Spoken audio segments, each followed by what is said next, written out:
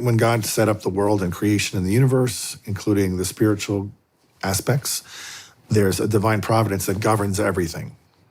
And in as much as we can understand it, and they understand it more because they're smarter than we are, basically, when we live our lives loving and obeying God and his laws, basically we're protected from the supernatural power of the enemy.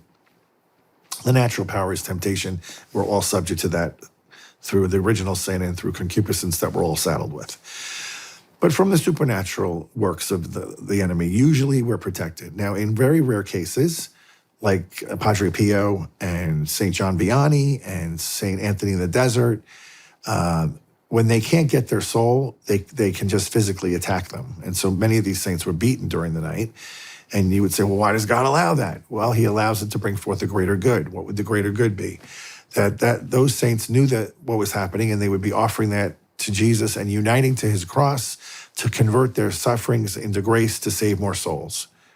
And so in every attack the enemy throws at us, we have the power to overcome him by uniting to Jesus' cross and converting our trials into grace to rescue more souls back from the enemy. The problem is most people don't do this, and the enemy winds up winning that battle because they don't fight back.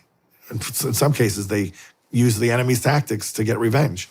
They know they don't have domain over us because we have free will. We have to choose to go against God to open up a door that they can come in. And that's what they do. And they're very patient. They're patient, legalistic spirits. And they just wait and they wait. So they throw out a little mild temptation to open a little bit of crack. And then once they get in there, they throw another temptation to open it wider. And all of a sudden they have, some guy on a rabbit hole in pornography for 3 hours going down this rabbit hole.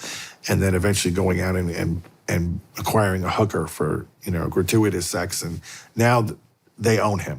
Till he gets free, they own him. And they know their legal limits. The minute he repents and asks for God's absolution and mercy, they kind of have to go. And they know that too. So they kind of keep you away from getting back to God. And they'll put roadblocks in your path, and they'll make excuses, and they'll feed you all these lies to get you convinced it's not worth it, just stay where you are. But they work the system, and they know how to do it. I mean, these things have been around since creation, watching humans. And I know we all like to think we're special and unique, but we're really not. And they've been watching us for thousands and thousands of years, and they know how the human person works.